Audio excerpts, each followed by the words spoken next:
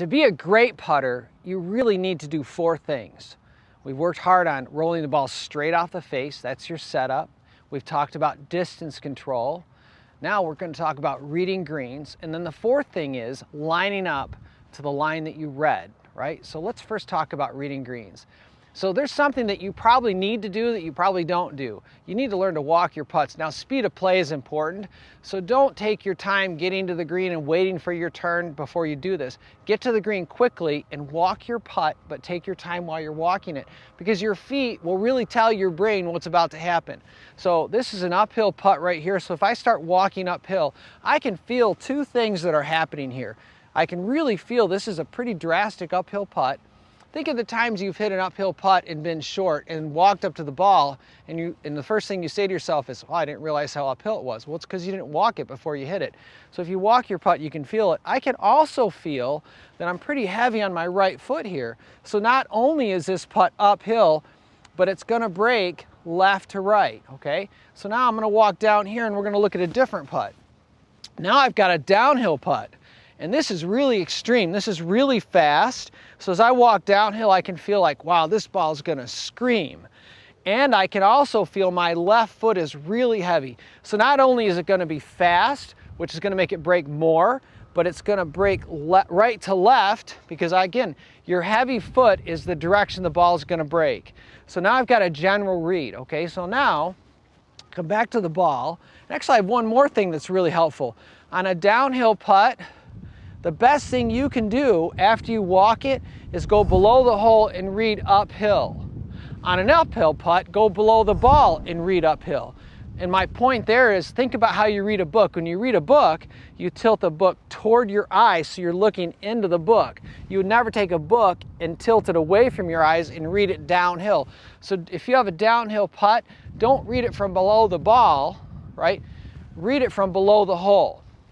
If you've got an uphill putt, read that from below the ball. Does that make sense to you? All right, so now I'm going to get specific. Now that I've got an idea that the ball is going to go downhill, pretty extreme, left to right. Now I'm going to walk back here. Now I'm going to get very specific. So if I'm looking at this putt, I've got a general idea. It's going to be fast, it's going to scream right to left, and it's going to really move hard, fast, downhill. So what's my exact line where I need to aim the face of the putter? Now here's a mistake that I've seen many amateurs make. Most amateurs try to aim the face of the putter in relation to the hole. It's really hard to play enough break when you do that, because it looks so hard to aim the ball. You know, if I aim the face of this putter at this ball that's really going to break whatever, 12, 15 feet on this putt, it really makes it hard for my brain to believe that I've got to aim the ball way over there at that ball there, and yet I'm going to get this ball to go in the hole. But that's the actual line of the putt. It's much easier for your brain to accept and your eye to accept with confidence that if I aim the putter over this line right here, and I've got a little ball mark in front to show you, but if I come in and I focus on what I call my start line, all I need is a 6-inch line in front of the golf ball to make sure the face of my putter's at a right angle to that line. Then I can commit to that, and I can then see and imagine the ball breaking toward the hole.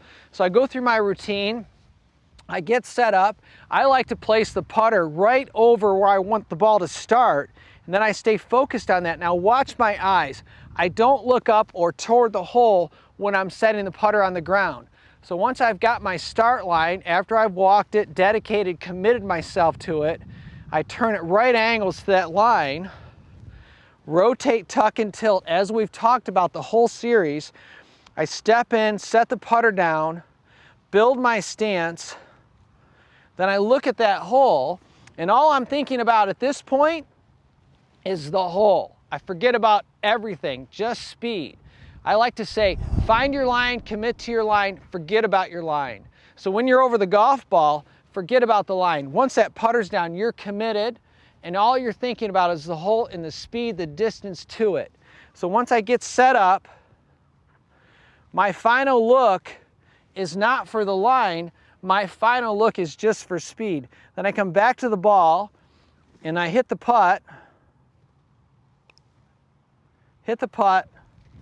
allow gravity to take that ball close to the hole, tap in. That's my goal. I've got a tough downhill breaking putt here, and all I got to do is tap that in, walk to the next hole with some confidence.